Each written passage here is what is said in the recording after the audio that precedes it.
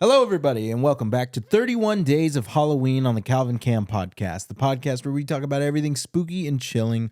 I'm Calvin. And I'm Anthony, and today we have Poltergeist, so let's get into it.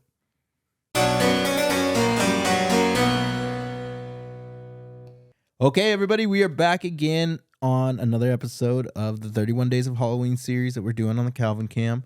And we've made it to day 24. 24 is awesome. 24. He's back. I'm back. Yes, I was gone. If you saw the last episode, Anthony did it solo, and it was awesome.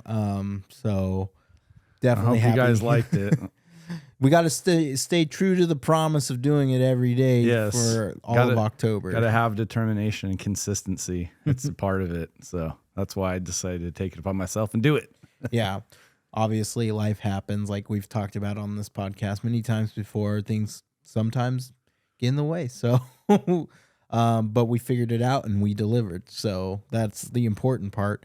Thank you all for tuning in. As a quick reminder before we get into today's episode, go over to our Patreon and support us there. We have we have 3 tiers with a ton of perks per tier. It goes a long way and really helps the podcast out and helps the channel out as well.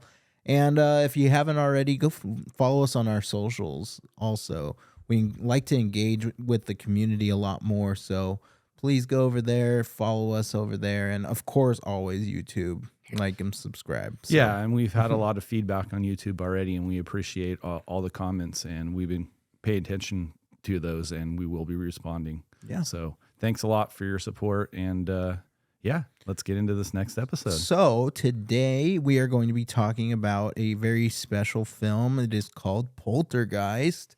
It came out in 1982, and this movie is awesome. This movie holds up. I just rewatched it, and I was thoroughly impressed and thoroughly entertained the entire time through. Before we get into like talking about the episode and breaking it down, let's do a description. You want to do a description for it? Yep. Okay. Poltergeist is a 1982 American supernatural horror film directed by Tobe Hooper, the same guy that directed Texas Chainsaw Massacre. And that's good. written by Steven Spielberg, Michael Grass, and Mark Victor, from a story by Spielberg. It stars Jo Beth Williams, Craig T. Nelson as Coach, if you know him from that show, Beatrice Straight, and it was produced by Spielberg and Frank Marshall, and it also stars Heather O'Rourke, which was little girl, Carol Ann. The film focuses on a suburban, wholesome family invaded by malevolent ghosts as they abduct the youngest daughter. Yeah, so that's pretty much it. It's about a family who lives in a house and it gets, haunted by Native American burial grounds. So that's like the whole premise of the movie, and you get to see how this family deals with it. I love one of the main facts about this movie that I really like is that it's PG-13. I think that is really interesting because it's such a heavily like talked about scary movie from the 80s. So a lot of 80s horror is all rated R, and this one actually comes out as PG-13. But it kind of makes sense because it did have Steven Spielberg, and Spielberg doesn't do a whole lot of R-rated stuff. I mean, he did Jaws, but like besides Jaws and like a couple other things, like he doesn't really mess with R too much. So I really like this movie. I think that the scares and special effects in this movie are pretty good. The special effects are really, really good in this movie. Just all the scenes, even the cinematography is good in this movie. One of the scenes when they're filming the spirit coming down the stairs, and all this, all the orbs of light and the music composed with it. There's that scene. There's the scene where Marty, I think his name's Marty, the guy, one of the paranormal investigators, he goes into, eat a steak. He prepares it. The steak moves off the counter. He goes, he gets sick. He goes into the bathroom and he sees himself coming apart, like he's rotting away like the steak. It's just like crazy. And he knows he's just dreaming. So there's that scene. There's the whole scene with the tree when the tree grabs. I don't remember the kid's name. I forget his name Yeah. too, but So you have that scene, which was really well portrayed. You also have the scene in the beginning where Heather O'Rourke, Carol Ann, says they're here. So you see the the spectral essence like coming out of the TV and going into the wall. So there's that shot. And there was one that I really liked. Like they're being attacked again by the malevolent spirits, and as Jo Beth Williams, I think is her name, the actress's name. She goes up the stairs and then she goes down the hallway, and the door is just so far away. Like there's a shot of the door being all the way down. So the cinematography, it's good in this movie. It doesn't complain. I mean, it's a good bit of work.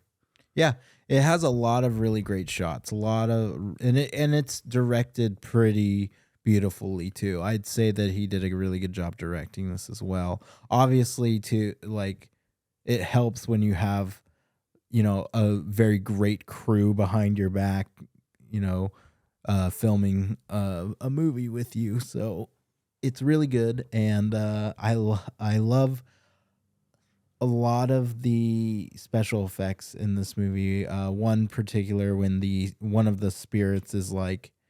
Is it I forget if it's in the corner in the closet, and it's like huge, and it's like comes out. I forget. It comes out. You mean the big one? Yeah, the big one. The big one's at the footstep of the stairs, like guarding the door. Like, that's right. That's where it is. And doesn't want to let Jo Beth Williams in the room. She's like, stay away from my babies, and she's like trying to get in there and get to her children. Yeah, that's one of the more memorable scares, and this movie just does a really good job at like being scary on top of being family friendly.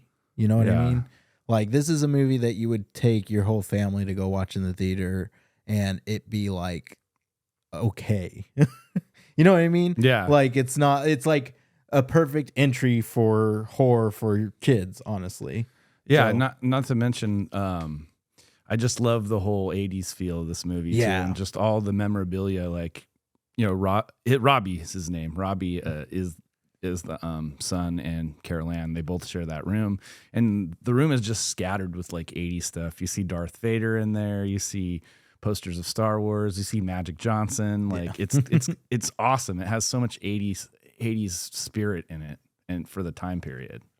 Yeah. So I really, like I've been reiterating this entire time, I really like this movie. It's really good, and it's really worth watching.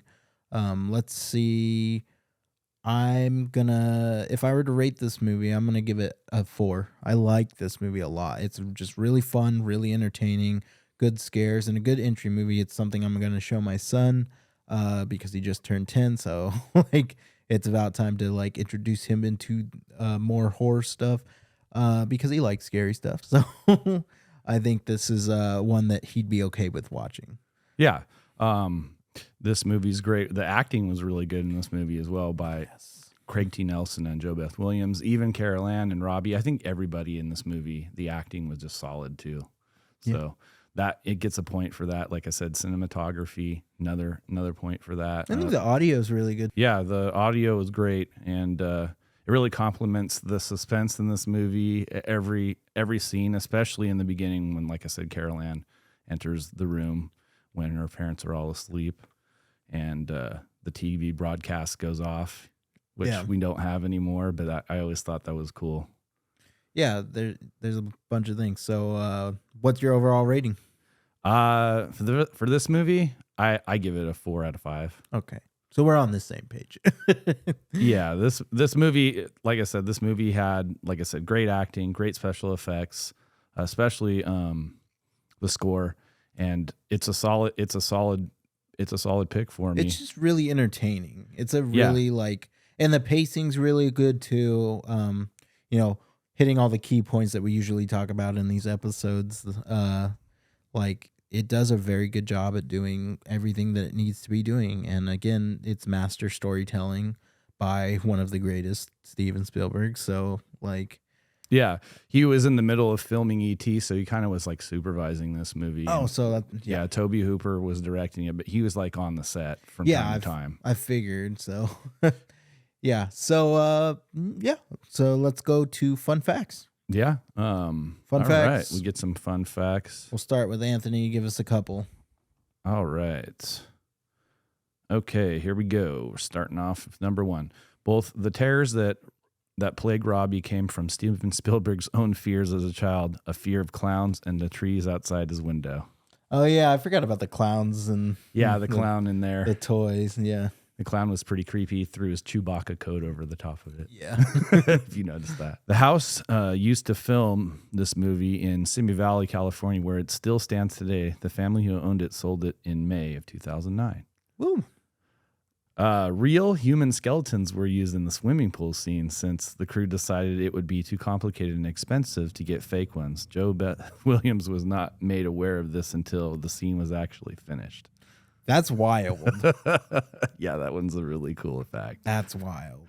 The highest grossing horror film in 1982 and the 8th highest grossing film of the year. The film was reissued in 1982 to take advantage of the Halloween weekend. It was shown in theaters for only one night only in October 4th, 2007 to promote the restoration and remastered anniversary DVD. The event also included a documentary about Poltergeist phenomena, which is available on the DVD. Nice. Which is really cool. The word poltergeist means is a German noisy ghost. Well, I mean, they're pretty noisy in this movie. Yes, they are. This film came about from Steven Spielberg's failed attempt to do a sequel to Close Encounters of the Third Kind in 1977. Really? Yep. Okay. Steven Spielberg hired Toby Hooper after being pressed on his work on Texas Chainsaw Massacre, which we covered in one of our episodes. I believe it's number 20. In Robbie's room, there is an alien poster on the wall. This is a nod to Jerry Goldsmith's Poltergeist composer, who has also scored Ridley Scott's movie 3 years before. I didn't notice the aliens poster on the wall. No, me neither. I didn't catch it. Nope. Other than that, that's all. I mean, unless you have some fun facts. Yeah, I have a few. That's all the ones that I have that I thought were really interesting. Yeah, I have a few. Okay. At around 24 minutes, the movie's line, "They're here," was voted as the number 69 movie quote by the American Film Institute out of 100. That's cool. So, I mean, one of the most quotable lines. Yeah.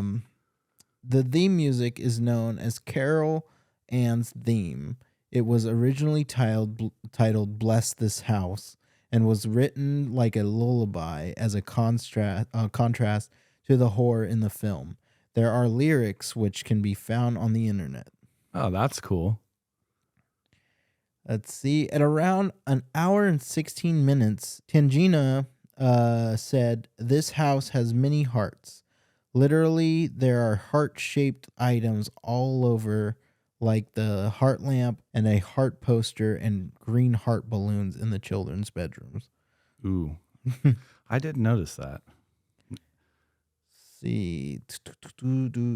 Poltergeist special effects and score were both nominated for Oscars, but lost to Steven Spielberg's bigger film, E.T. Yep. That was like the biggest film of the year besides, well, at least they got best horror film. Let's see. I have one more. It's okay, so this is a long one, but an early draft of the film was called Nighttime or It's Nighttime and had substantial differences from the final film, including an elder teenage son named Carrie, the haunting being the result of the neighborhood being built over the secret burial place of a group of pioneers who were massacred by a savage Native American tribe who worshipped an evil fire god. The feelings become ostracized and later persecuted by the community. The haunting spread out to the rest of the neighborhood. Steve being possessed before having sex with Diane, Diane secretly resenting Carol Ann because she was an accidental pregnancy. Carol Ann and Dana both being possessed by spirits, with Carol Ann repeating the original title over and over, and Dana relieving a pioneer's horrific fate, or reliving a pioneer's horrific fate of being burned alive, and death of Carol Ann. Writers Mark Victor and Michael Grace insisted that one member of the family had to die, and when Steven Spielberg relented and asked which one, they chose Carol Ann. Much to Steven Spielberg's surprise and chagrin, the original ending of the film had Carol Ann be possessed by the ghosts and abandoned by her family and left to die as the house burns down, leading to the entire neighborhood becoming a literal ghost town. Spielberg was uncomfortable with how dark and bleak the script became and insisted it be toned down. Several of the ideas the writers had would later be reused for Poltergeist 2: The Other Side in 1986. Interesting. That seems like it's more a darker movie than a family-based like horror movie. So Spielberg clearly was like, yeah, we shouldn't do That's just too hardcore, guys. So, but yeah, I haven't seen the sequel before, so I don't know. There's two other movies. There's Poltergeist 2: The Other Side, and then there's Poltergeist 3. Yeah. I do also know that they did a remake of this movie in the 2000s. I don't remember what year, but 2015. It was I 2015? wasn't aware there wasn't a remake. Yeah, there was a remake. I remember watching it. A lot of people were not happy, but I remember thinking that it wasn't all that bad. That being said, I honestly don't remember it, but I remember watching it in the theater. I just don't remember the film that much. Obviously, I guess if I don't remember it, it must not be great. But I do remember the way that I felt after I watched it. I was like, oh, that was pretty good. So maybe I'll have to give that a rewatch as well, in the near future at least. So yeah, I might give that a watch as well. So yeah, that's going to be it for today's episode. Thanks for sticking around with the fun facts. I know that was a long fun fact, but an interesting one about this film. Yeah. We will catch you tomorrow. All right, everyone. See you on the flip side. Thank you for watching. Have a good night.